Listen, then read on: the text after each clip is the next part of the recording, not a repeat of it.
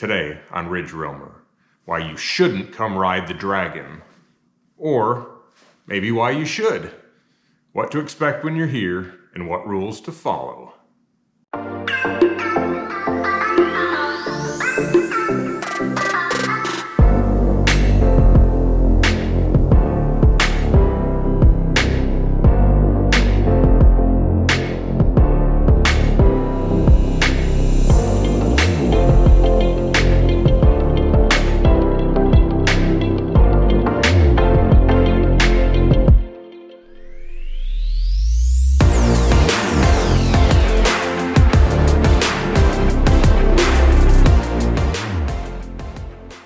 In this video, I hope to provide some insight from a local's perspective on the stretch of US 129 along the North Carolina-Tennessee border, also known as Deals Gap and the Tail of the Dragon.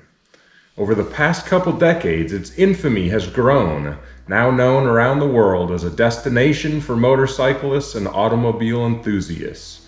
It routinely serves as a meeting place for car clubs, motorcycle rallies, and a proving grounds for vehicle manufacturers. There are stores at the end selling t-shirts proclaiming the wearer has indeed slayed the dragon. The tree of shame stands as a visual reminder of those who pushed their luck too far. Tow trucks are on standby for the daily mishaps, and the local rescue squad is on call for those least fortunate. It's the best road in the area, and it's the worst road in the area. It all depends on your skill, your luck, and when you ride.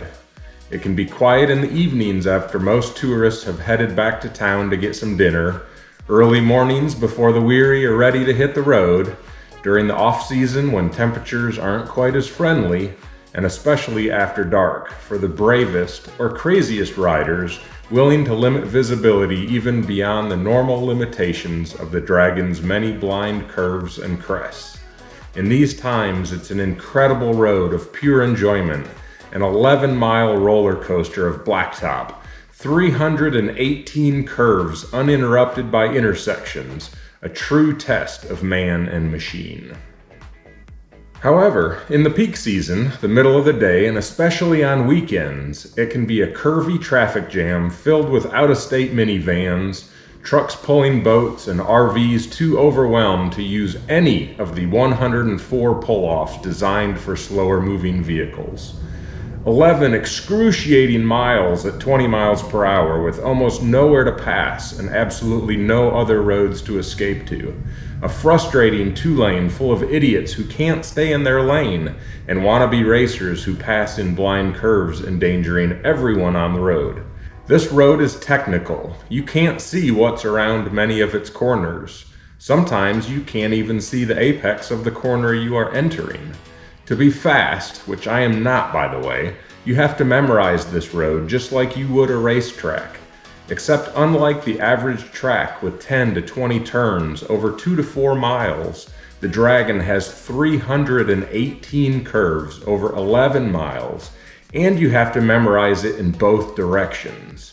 Then throw in additional challenges such as oncoming traffic, police randomly monitoring your actions, tractors mowing the edges of the road, and trucks repainting the yellow lines. This road is primarily forged through a remote, dense forest on the edge of a mountain, with trees that occasionally fall across the pavement and drop their leaves every autumn. There are black bears, wild pigs, deer, and turkeys that routinely meander across the road. You will find very few guardrails and no shoulders to speak of, so if you miss your line, you will likely get up close and personal with an embankment or drop off a ledge. It's the reality of this road, and the risk is part of the draw, just like riding motorcycles or driving fast cars as a whole. But keep in the back of your mind that the closest emergency room is about an hour away. So, should you come here? Absolutely. It's a bucket list destination that should not be missed. Just remember, there's always someone faster than you. Stay focused on the road ahead, but don't forget to look in your mirrors too. Use the pull-offs to allow those who want to pass a safe way to do so, and expect a pass from those not patient enough for you to get to a pull-off. Stay in your lane, all the way in your lane. Why even come here if you're going to travel in the straightest line possible? But expect oncoming traffic to use all of their lane and some of yours and be able to react to that. Leaving some margin to change your line could save your life. Ride or drive within your abilities and the capability of your vehicle. A slow ride all the way through is way better than a fast crash halfway through. And remember, this is not a closed course. It is a public roadway and all laws of public roadways apply. Pick a good time to make a pass or two, or 20. Grab your t-shirt, a sign, a few stickers, and order some pictures from one of the photography companies that post up along the way to capture the moment as you pass by. Then go hit one of the many other incredible roads in this area that are just as much fun, have better views, and are not nearly as crowded. I'll be doing a whole series of videos on many of these roads: Cherahalla Skyway, Foothills Parkway, the Rattler, Blue Ridge Parkway, Devil's Triangle, and many more. Thank you for watching. Don't forget to subscribe to get updates on my newest videos, and let me know below about your trip to slay the dragon.